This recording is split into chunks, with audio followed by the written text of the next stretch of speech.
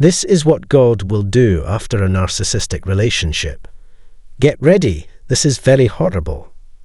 After enduring years of interaction with this toxic individual, you now find yourself emancipated. While physical liberation might not be immediate, you've likely freed yourself from the psychological and emotional shackles that accompanied your efforts to meet their narcissistic demands. However, you might be questioning why the sense of liberation isn't as profound as expected. To address this, I aim to guide you through the 3 stages that God will assist you in overcoming in the aftermath of a narcissistic relationship in today's episode.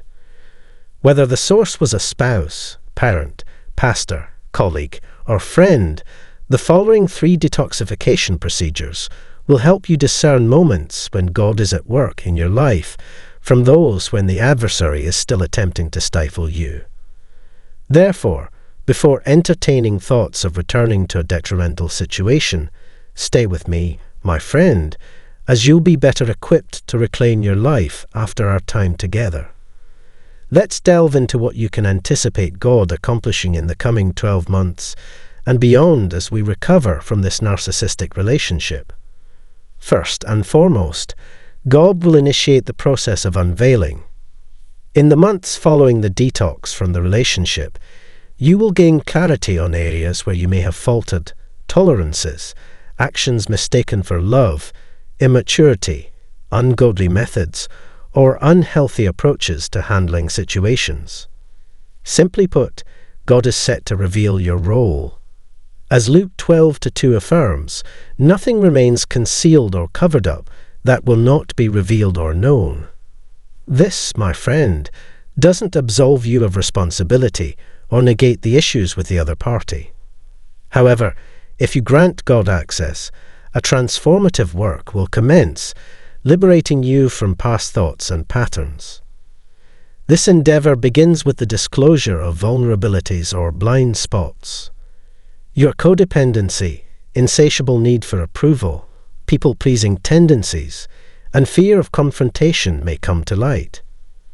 While both parties share responsibility, it's crucial to acknowledge your contribution to this dynamic. Allow God to reveal why you were drawn to this person and why they were drawn to you. Let God disclose the reasons behind difficulties with boundaries and reveal any hurts you need to address before entering another relationship. On a positive note, God will also unveil who you were created to be during this phase. You may have been influenced for a long time by others' expectations and viewpoints. If you need help identifying your distinct temperament, consider checking out our complimentary What's My Temperament Guide, linked in the description. However, the story doesn't end there. After the revelation of these identity and trigger areas, God will usher you into the second phase. The second step involves God addressing. In this subsequent phase, God will guide you through overcoming all your past sufferings and difficulties. As you navigate the process of coping with the collateral damage accompanying His revelations, God is trustworthy and will be with you. Whether your parent intentionally inflicted a disease on you or your spouse left you with a shattered sense of self, now is not the time to assign blame. Instead, allow the Lord to perform transformative work within you. Permit Him to guide you in the matters that need discovery. Let His truth renew your mind. Allow Him to accompany you as you unravel the source of your resentment and liberate yourself from the malevolent force seeking to enslave you. Trustworthy as He is, God will assist you in repairing each of these damaged areas. Psalm 23:4 brings solace. Even though I walk through the valley of the shadow of death, I will fear no evil, for you are with me, your rod and staff, they comfort me. While desiring complete absolution from our problems is enticing, the reality is that without corresponding transformation and mental renewal, it could lead us back to the same relational dilemma with another person. Now might be the time to seek the counsel of a competent Christian counselor to start unpacking past problems and avoid falling back into the same patterns and blind spots. If you require counselling services, we've partnered with Faithful Counselling, the sponsor of this video.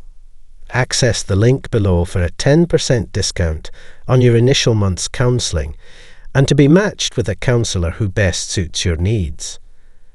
Confronting your problems and accepting the consequences may not be easy, but it leads us to the most intriguing phase, Step 3. Third step, he will restore.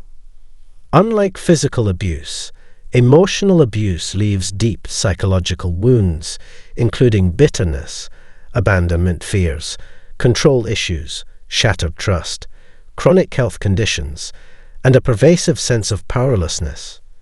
Exiting a toxic relationship is just the beginning.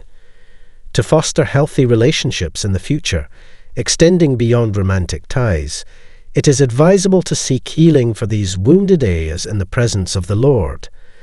While emotional and mental healing is not a straightforward process, have faith that you can regain wholeness in the presence of our Lord. Embrace the comforting words of Psalm 147:3. He heals the brokenhearted and binds up their wounds. Surrendering your life to God marks the initial stage of emotional restoration, as only through Him can your essence be fully restored.